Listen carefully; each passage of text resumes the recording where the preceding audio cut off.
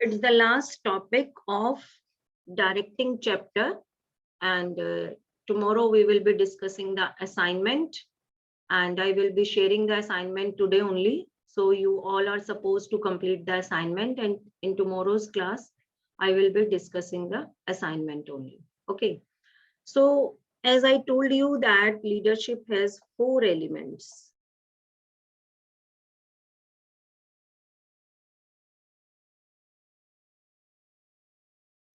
So the directing has 4 elements. Which 4? Supervision, motivation, leadership, and communication. These 4 elements combinedly make directing.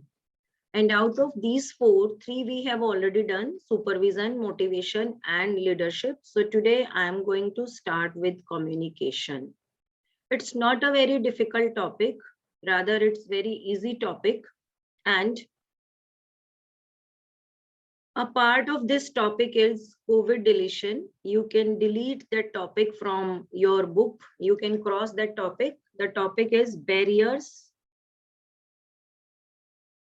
Yes, topic is barriers. Barriers to communication. Barriers means obstacles, and measures to take to effective communication. These 2 are the last topic of this chapter, and both are COVID deletion. Okay, so we will be not discussing here these 2 topics. Chirag Sethi, unmute yourself. Wait a minute. Chirag has entered now. Just we will talk to him, then I will start again. Chirag Sethi, unmute yourself. Yes, Chirag. Chirag, unmute yourself. Good morning, ma'am. Yes. Good morning. Yes, good morning. Why you have entered so late? थोड़ा network issue हो रहा है यहाँ पे तो हमारे wifi में. But whenever you are late, you can give the same excuse. This is for everyone. There is network issue. है ना? Be on time, beta. You can mute yourself. Yes. So communication, we are starting now, and barriers is not the part of your syllabus, so you can cut it from your book. So communication, I will not be telling you the meaning of communication. I will be unmuting any one of you, and you will be telling me the meaning, because it's not very difficult topic. It's a general topic. What do you mean by communication? Yes, Darshika, could you define in your words? I don't want bookish language. Yes, ma'am. Ma'am, when we exchange ideas or any information about anything between 2 or more people, Okay. it is known as communication. So if I am teaching you here, then isn't it the example of communication? Yes, Ma'am, Darshika? communication involves ma'am, it is a type of communication. I am asking, if I am teaching here, so isn't it the example of communication? Yes, Darshika? Ma'am, shayad nahi, ma'am, Shayad because nahi hai. How can you say it's not communication? ma'am, because I'm not sharing anything with you. Ma'am, you are sharing, but only one person is exchanging information. In between, That's I'm why. asking, no. You are wrong, beta, here. If one person is exchanging information, it does not mean it's not communication. I am not exchanging this information to me only. You all are the receivers of this information. You all are listening. And in between, you are giving me answers. Yes, Ambika. Unmute yourself. Good morning, ma'am. Good morning, beta. Are you agree with Darshika? She's saying that No, I'm not communicating. no, ma'am. So am Ma'am, I? you Yes. ma'am, you are expressing your views to us, so that is communication only. Yes, it's a communication. So Ambika, is it necessary that for being the communication, only two persons should be there or more can be there? Ma'am, more can be there. Yes. Sometimes the receiver is only one when the sender or the person who wants to communicate is giving his or her message to that particular person. Sometimes the receiver can be a group, like you people are in a group, are listening to me, you are trying to getting the information, whatever I'm sharing with you, and sometime the receivers can be mass, like in all the election rallies or whenever the prime minister says anything on national TV, then the whole of the country is listening to the prime minister. So communication cannot be done in isolation. At least two parties are required for communication. At least, it means minimum. More than two, any number of people can be there. So what we try, yes, Dhruv Bansal, what we try when we are communicating. Ma'am, we try to interact with other people. Yes. What things why we are interacting? Ma'am, so that we can express our views and other opinions relating to a particular topic. Yes, so that we can share. Exchange of ideas means here sharing of things. Yes, sharing. Exchange of ideas here means sharing of not only the ideas, it could be anything, ideas, feelings, thoughts, emotions, anything, viewpoints can be there while this communication. So actually communication has been drawn from a Latin word which means from a Latin word communis, which means making common. It has been taken from a Latin word communis, which means making common. Making common means in communication, at least two parties are there. One is the sender and other one is the receiver. Sender is the person who wants to communicate some ideas with the other person. And the receiver is the person who is trying to get the ideas, who is trying what the sender wants to communicate, who is trying to receive that particular thing. So communication means sharing of ideas, making the ideas common so that the other person can react accordingly. So why communication is required in business studies? In business, because in business, a manager has to get work done from others. And for getting work done from others, it is very much required to communicate the required information on time. Not only the communication, not only the sending information is required, but it is also required that the person is understanding the information in the same manner in which the sender is trying to share the information. Suppose here I am explaining one topic or one concept, but if you people are not understanding the same meaning which I want to convey, in that case, my communication will be a wasteful activities. So you will be not reacting accordingly and the target cannot be achieved. So top management has to communicate to the middle management has to communicate to the lower management, and the lower management has to communicate to the employees.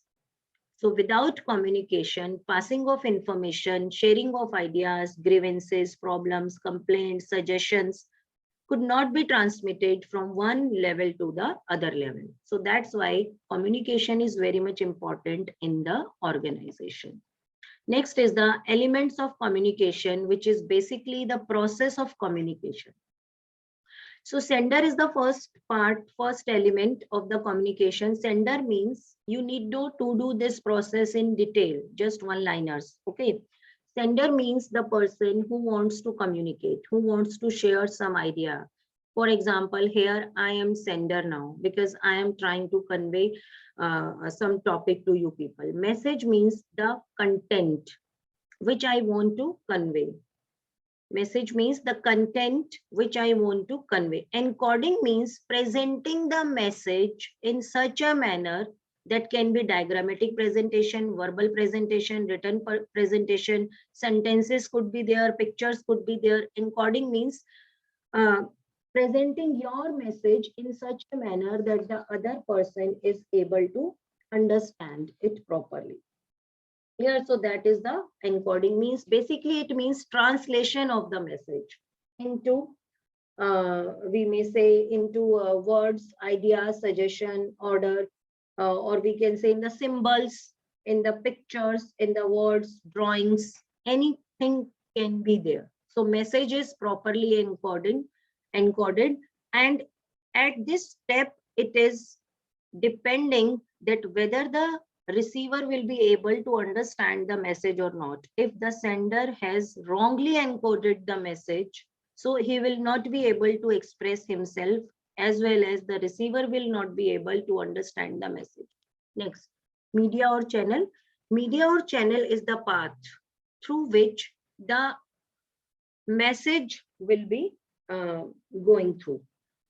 So media is a path from which the message will be passed from the sender to the receiver. So media can be email, it can be a letter, it can be an audio message, it can be radio, like different advertisements are given on the radio, and different appeals by the government are also done on the radio, because maximum number of people are listening to the radio and watching the televisions. So these are the most commonly used methods for communicating some social message to the society, as well as the movement of the body. We can move our body. Suppose you are asking some permission from me, I am nodding my head. It means I am denying. So body movement can be there, the media can be there. So these are the different channels through which the message can be moving. Decoding means understanding the message, trying to understanding the message into the language understandable by the sender. Then receiver is the person who will be receiving the message, for whom we have prepared the message, for whom we have encoded the message. So whenever we are doing the encoding must be in the understandable language of the receiver. We have to consider that the encoding is done only in the language which is understood by the receiver. Suppose the receivers are workers and they are not able to understand English, and the top management has drawn a message in English. So when the receiver or the workers will be receiving the message, they will not be able to decode it or to understand it. Feedback, it is very much important. Without feedback, the whole communication process will be wasted. Feedback means getting the response from the receiver, whether he has understood the message in the same manner in which the sender wants to convey or not. So in feedback, he will be behaving in the desired manner in which the sender wants. Like suppose I have given you instruction, open your book. So it means I just want to tell you this thing, that you all are supposed to open your book, and how I can get feedback from you, that I will be checking that how many of you have opened the book. It means how many of you have behaved in the desired manner which I want. So if everyone has opened the book, it means I have got my feedback. It means the process of communication is completed. If this feedback is positive, it means the receiver has understood the message. So in this manner, the communication process will be completed. Otherwise, the same process will be done again. If the message is not understood, then the same process will be followed again. So that's why it is said that the communication is a continuous process. It goes on for always. Clear? So these are the elements of process, and sometimes there may be an element of noise in the communication, which is very important. Noise means any obstruction or hindrance in communication. obstruction or hindrance in communication, which creates the obstacle in the way of communication. And just because of that obstacle, the sender is not able to send the message properly, or the receiver is not able to understand the message properly. Clear? So it means message is not conveyed. And these are the reasons or the examples for the noise. For example, faulty encoding. It means we have encoded the message in the wrong language, in the wrong pictures. Poor telephone connection. There was disturbance in the telephone connection while we were talking, and something important we were discussing. Inattentive receiver means when I am teaching here, then some of you may be inattentive. Inattentive means physically you are sitting in front of the camera, but maybe you are mentally not present. So this will be known as inattentive receiver. Means you don't want to receive the message actually. Faulty decoding, it means you have not understood the message in the same manner in which I want to convey. You have wrongly interpreted, you have wrongly understood it. Prejudices, it means some assumptions you have made already. You have not read the message completely, and before reading the message, you have gone to the conclusion of the message that this will be the ending of the thing. It means you have make your own assumptions, wrong gestures and postures. Suppose you are asking something from me, by verbally I am telling you yes and I am nodding my hand. So it means verbally I am saying you yes, but I am nodding my hand for no. So it means my body gestures and my verbal thing are not matching. So in that case also, it will be the example of noise. Noise means any obstacle, any hindrance due to which communication cannot be done. Next, importance of communication is not in the syllabus. So the last is the types of communication. Types of communication, for a layman, communication is of two types: oral communication, and oral means verbal communication, and written communication. In business organization, most of the communications are written communication, not verbal. Why? Because whenever we are doing written communication, there is always a proof. Written, whenever the circulars are sent to the employees, whenever mails are sent to the employees, that there is a proof that they have received the message. But in oral communication, in future, conflicts may be there. The other party can deny that we have not told him that particular thing. So that's why oral, with reference to oral and written communication is always a better choice.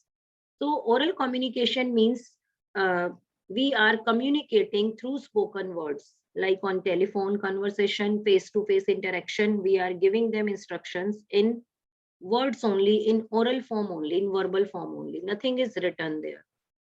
And in written communication, you know that letters, speeches, magazines, reports, progress reports, feedback, everything is in written communication. So it is always a proof for future purpose. These are the two types of communication, but for a layman. Here, we are not a layman. Here, we are considering each and every topic from the business point of view. And in business, the communication is classified in different parts: formal and informal. Formal, informal communication. Then formal is further divided into three parts: vertical, horizontal, and diagonal. And vertical is further divided in two parts: upward, downward. And informal communication, this is the complete organizational communication chart, and these are the types in which an organization may communicate information. So formal, as the name implies, formal communication means the communication in between the superior and subordinates.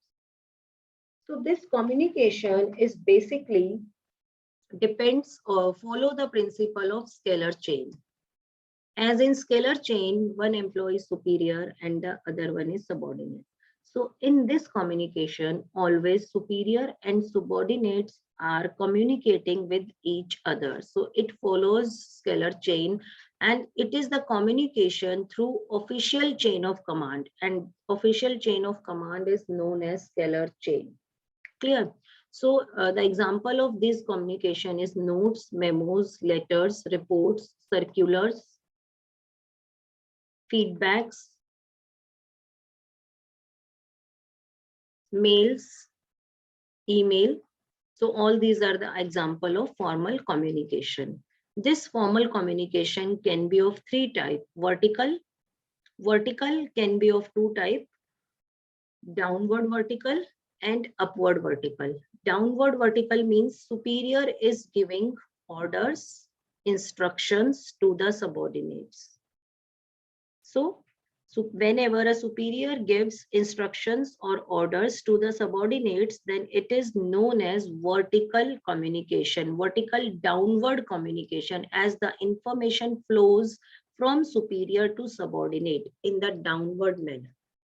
And upward communication means whenever the subordinates are passing the information to the subordinate superiors, then it is known as upward communication. For example, a production manager is giving the instruction to the supervisor that they have to check the quality as the units produced are of substandard quality. So this will be the downward information, downward vertical communication. When workers are giving their feedback to the supervisor, workers are giving their feedback to the supervisor that why the quality is not up to the standard, they are telling their result, they are giving their report to the supervisor. Further, the supervisor is giving this report to the production manager. So it will be known as upward vertical communication. So whenever any information is passed from the upper level to the lower level, then it is downward communication. And whenever information, message, report, feedback, suggestion is given from the lower level to the upper level, then it is the vertical upward communication. So in organization, there may not be only the one-way communication. One-way communication means the superiors are giving orders to the subordinate only. There must be this two-way communication. This is known as two-way communication. There must not be monologue. There must be dialogue in between the different levels and the workers. Then the vertical communication, upward communication, I have already told you, lower level to higher level. Then downward communication, flow of communication from higher level to lower level. Now the horizontal communication. This is the example of horizontal. Horizontal communication means when the different people working at the same level, are communicating with each other, like all the managers, whether it is the purchase manager, production manager or sales manager, all the managers are working at the same level. So sometime they may have to contact each other for discussing work related things. So in this manner, when all of them are sitting together, they are conveying their message or one-to-one, or they are taking any decision by sitting together. It means what type of communication they are doing. They are doing the horizontal communication. Vertical means this manner and horizontal means this manner. Like you all know that the meaning of vertical line and horizontal line. So in horizontal communication, the different people working at the same level will be communicating with each other. Like the sales manager has found that he is getting some feedback from the customers that the product is not satisfying. So in this case, the sales manager will be discussing this thing to the production manager, will convey the customer's feedback to the production manager. So at the same time, the production manager may change the quality or the design of the product so that the customer need can be satisfied. So for interdepartmental coordination, horizontal communication is very much required. And this horizontal communication is also known as lateral communication. This is also known as lateral communication. Then the diagonal communication. Diagonal, you can see the one person from one department, irrespective of their position, is communicating to the other person of the other department, like a manager, sales manager. Suppose this is the sales manager and he is talking to the production supervisor. Just because of any change in the design, he is directly talking to the supervisor of the production department, so that he can give him instructions about the customer satisfaction, what the customer want.